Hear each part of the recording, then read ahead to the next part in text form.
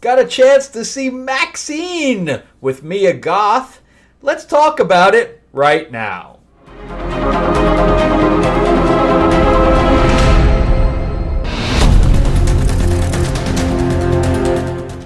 Welcome back to the channel, everyone. Thank you so much for spending time with me as we rant about movies, comic books, and television shows, and the occasional board game. I am your host, Frank Zenka. I'm an award-winning screenwriter, novelist, and comic book writer, as well as a filmmaker. Working on a couple of projects of my own right now, so we'll see what happens there. And yeah, I got a chance to see this film. But before we jump into that, remember to give me a like and a subscribe if you can. Also, if you check out the description below, you'll see some links for books and comic books, graphic novels that I have written. Some of them are actually right behind me. Definitely check those out if you're interested in anything that I've written. I'm also on Audible with Destiny Aurora as well. And we have a male and female voice in there for the actors, so it turns out a little like a radio show. It's really cool. All right, so let's jump into Maxxxine. I was when I saw, there was just like at my movie theater, this is like maybe 3-4 weeks ago, there was a banner that said Maxxxine on it, and I had no idea, with a triple X in the middle, and I had no idea what that was. And then I realized that it was the sequel to X, which I had just seen again. Not really for Mia Goth, but you know, Brittany Snow was in there, and Jenna Ortega was in there, and I had never even known who Jenna Ortega was at that time when I first saw that movie in the theater. And of course, the fact that Brittany Snow was naked in it, was definitely a positive for me. But it ended up being a cool little film. And I was shocked to know that it was only made on $1 million. That's amazing. For what they were able to do for $1 million is, you know, amazing. So then they did, which I didn't even realize this, they did a prequel called Pearl. And that was supposedly made for $1 million, but there's been some pushback on that. But even if it was made for $2 million, it was amazing. So, and that's more of an art house kind of film, and it's told, even though Mia Goth is playing the character, because Mia Goth is the lead in all 3 films. But the prequel is actually about the old woman from the first film. So it goes basically back in time. And, you know, she's done a pile of stuff, but really this is the best thing that she's known for, is these little teeny tiny horror movies. And that have gone, you know, very globally, you know, as far as distribution is concerned, which is amazing. So Ty West is the writer, director, producer, even though Mia Goth is now a producer on these things, obviously in name only. But again, even with the title, you don't even know it's related to a previous horror movie. It's not like it says, you know, a X saga or whatever. They're just basing it on the fact that you might know what it is. It's crazy. So only because I saw the trailer did I know that it was a connection, and the fact that Mia Goth was in it and playing the lead. But anyway, he's a writer, director, producer, which the triple threat thing, when somebody comes at me, which I've had some, you know, meetups lately, and somebody comes at me and says, hey, I'm a writer, director, producer, like I just had a meetup on Saturday with a whole bunch of actors. This mostly comes from the actor side. I'm going to write, direct, produce, act in it. Yeah, and how many years have been in this business? I don't know, 2. Okay, man.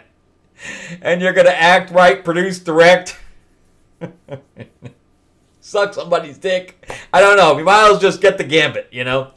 There's no way. Says because producing and directing / acting is 2 different parts of the brain. Okay, one is a creative side, and one is the logical, calculating side. you cannot have both on a set. It's just impossible. That's why even with this film, Ty West stopped producing and started directing. Like I worked on the Chris Elliott movie, and Jake Manley from he did like he's famous for like a Netflix show where he was a werewolf, but really great guy. And so Chris Elliott was in that, Jake Manley, and Heidi Kwan from Brother's Son, and all really good actors. But anyway, I was started out as line producer and kind of worked my way up to producer because it was a writer-director. And he started out producing and realized that he had to step back to go make his shot list, and he had to do the creative side. And he had to let someone else take the reins on all of the financial decision-making and things to that effect, which is what I do. You know, I'll deal with the fires that are on set, not physical fires, but when things go wrong, that's what we call them. We call them fires on set. And I deal with all that because if he had to deal with that, obviously there were occasions where I had to come to him and say, hey, I need your approval on this because you are, the strings of the purse. But for the most part, I tried to handle everything on my own without going to him because he was busy doing the creative work, and that's where he should be. And if you're a writer-director, you are obviously doing this to propel your career on a creative side. Don't bog yourself down with trying to do the producing side. Don't do it. Even if it's your own money, let somebody else take the reins on that. Just a word of wisdom. And that's probably what happened here. He started out producing it and then just let somebody else take the reins when he had to do the creative side.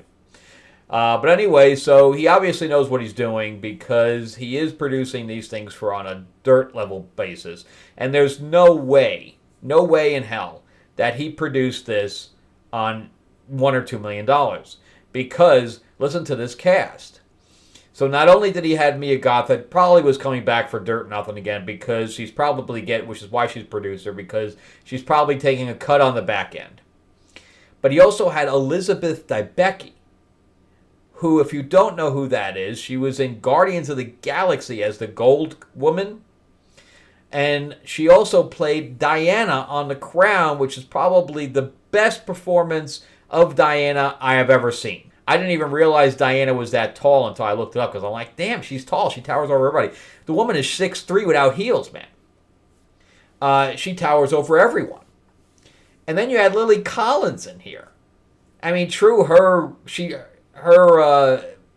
career never really blossomed. But she played Snow White, against Julia Roberts. So it wasn't like she's never done anything. So the cast was amazing. That cast, and then you had Giancarlo Esposito and Kevin Bacon, all playing very unique styled roles, and it was a period piece because it took place in the 80s, and they really, really leaned into the 80s. I mean, they had cars all over the place. The costumes, I can't understand. So the first movie was $1 million and made $15 million. The second movie, which was more critically acclaimed because it was more of an art house film. It wasn't my favorite. But a lot of the art house people love it. And that was, let's say that was $2 million, right? That made 10. There's no way they could have said, okay, the third movie is because as you do sequels, it always goes down, not up. There are occasions when then it does go up. But not normally. Normally, as the more sequels you do, the less the films make. And, obviously Marvel is a whole other thing because they created a whole universe. But for the most part, that's how it works. So now you can't possibly go over $5 million because the film will not make any more than 10.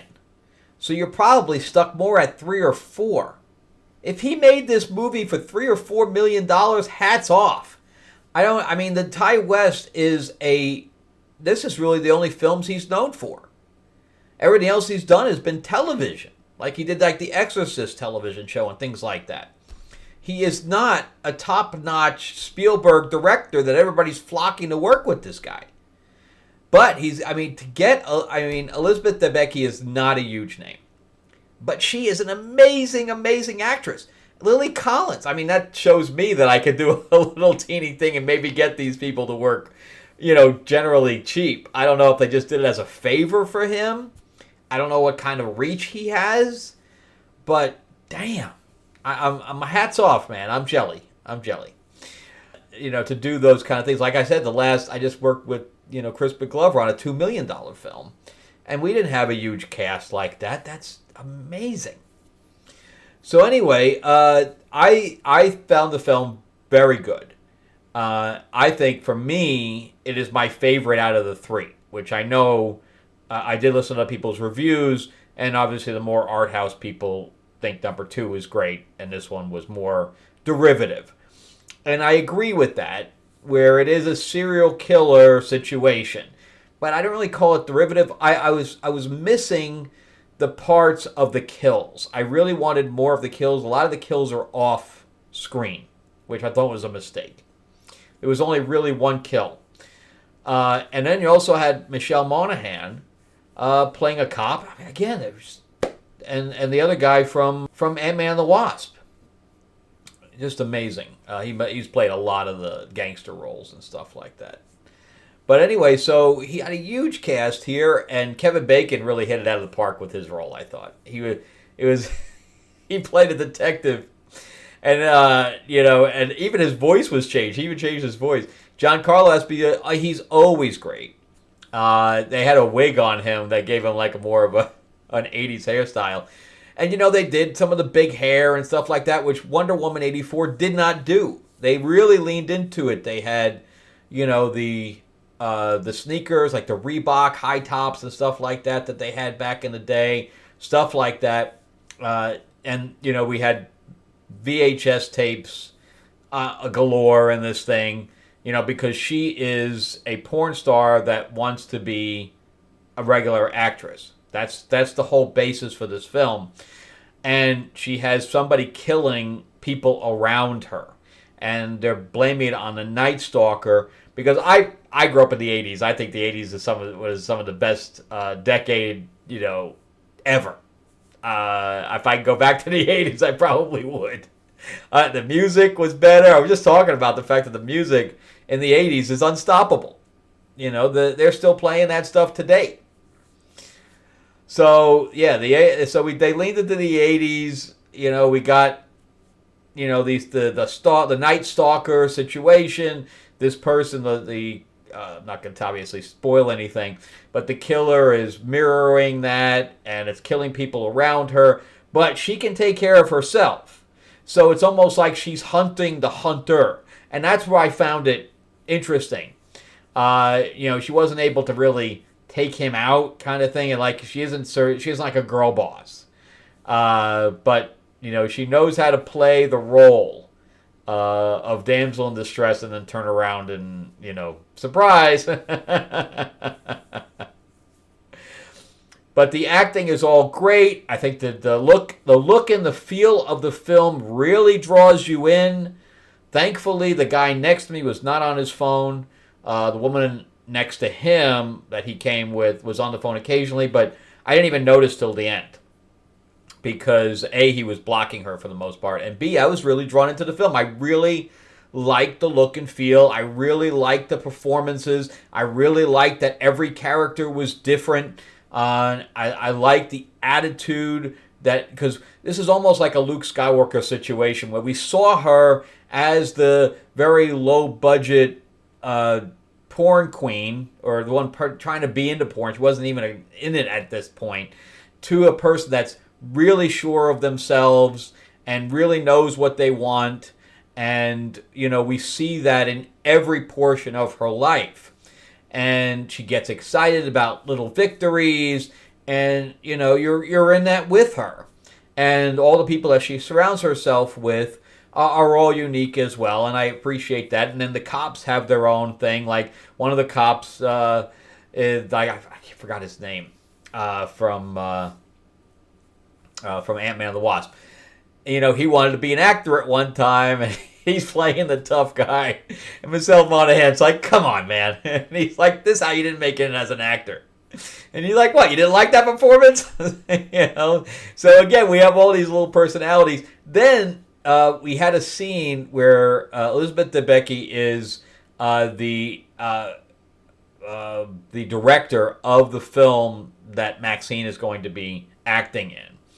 And during the scene, she goes out and talks to what you think is like wardrobe or whatever else. Ended up being the same extra that was in the film with Crispin Glover that I worked on. As soon as I saw her, I'm like, what the?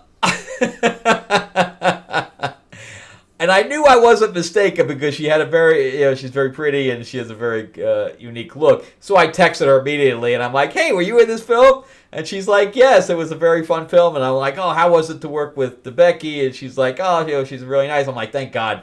As I hate working with people that I'm like, I really want to work with those people and I have high expectations of them. And then somebody tells me that they're really jerks or whatever else. But thankfully, Liz, I would love to work with her. I think she's amazing. But so I definitely recommend the film. It does have a little gore to it. But mostly it's a drama, I think. It's a drama/thriller for the most part. Because, again, you're following this person's life who just happens to be being followed by, a serial killer. So anyway, good stuff. I definitely recommend it. I'm going to give it a 7.5 out of 10. And for a little teeny low budget movie, that's saying something. So go out and see it. So if you do like thrillers, there is some nudity in it, of course, because it does revolve around a X-rated actress as far as the character is concerned, and support independent film. Definitely support independent film. So anyway, check it out. Check out Maxxxine. Will I see it again? Yeah, I saw X again, and I think this was better than X. So I'll definitely see this movie again for sure. Anyway, let me know what you guys think. Did you guys see it? Did you like it? Am I liking it too much? I don't know. I don't know. I thought that it was decent. I think there was. I think on the horror. I think it should have leaned into the horror side a little bit more with the killings. But other than that, I thought it was decent. All right. Well, that's it for me. Thank you guys again so much for watching. I really, really appreciate it. Give me that thumbs up if you can. Comment if you can. Make fun of me. Whatever you want to do, just make some comments. Also, if you can subscribe, please do. If you like talking about movies and television shows and comics, this is the spot for you. And also check out some of my other videos when they pop up at the end. And if you want to read anything that I've written, remember that the description below has those links. All right. See you guys soon and have a great weekend. All right. Bye-bye.